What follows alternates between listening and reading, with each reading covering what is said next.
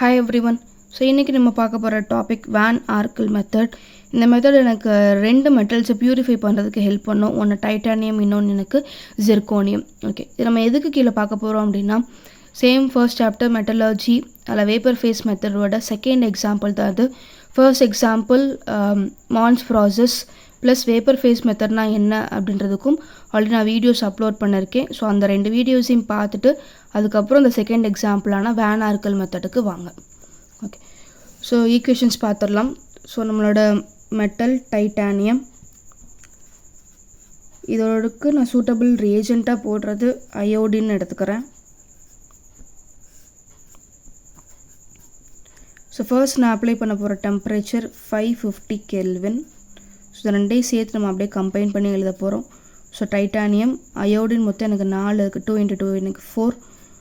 So TiI4. Okay, so இதுதான் எனக்கு இங்கே வாலடைல் காம்பவுண்ட்.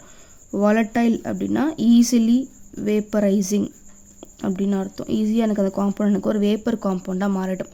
ஸோ இதோட பேர் மொத்தம் எனக்கு 4 அயோடின் இருக்குது. அப்போ tetra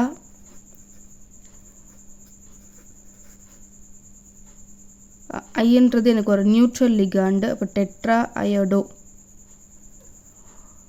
iodo titanium, tetra iodo titanium complex. Okay, so போன மான்ஸ் ப்ராசஸ் கொஸ்டினும் சரி, இந்த வேன் ஆர்க்கிள் கொஸ்டினும் சரி, நீங்கள் ஃபர்ஸ்ட் ஈக்குவேஷனை மட்டும் நீங்கள் கம்ப்ளீட்டாக தரவு பண்ணிட்டீங்க அப்படின்னா இதை வச்சு நீங்கள் ரெண்டாவது அப்படியே ரிவர்ஸ் ரியாக்ஷனாக எழுதிடலாம்.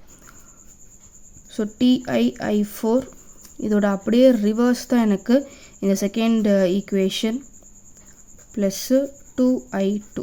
ஓகே, அப்போ இதுக்கும் என்ன வித்தியாசம் அப்படின்னா அதோட டெம்பரேச்சர் மட்டும்தான் எனக்கு மாறப்போகுது. மற்றபடி அதோட ஸ்டேட்டோ இல்லை நீங்கள் போட்ட ரியாக்டன் ப்ராடக்ட் எனக்கு எந்த விதமான சேஞ்சஸுமே இல்லாமல் எனக்கு அப்படியே கிடச்சிரும். ஓகே, அப்போ என்ன டெம்பரேச்சர் இங்கே 550, இதை அப்படியே நம்ம டபுள் பண்ணி இங்கே நம்ம எடுத்துக்க போகிற டெம்பரேச்சர் 1800 கெல்வின்.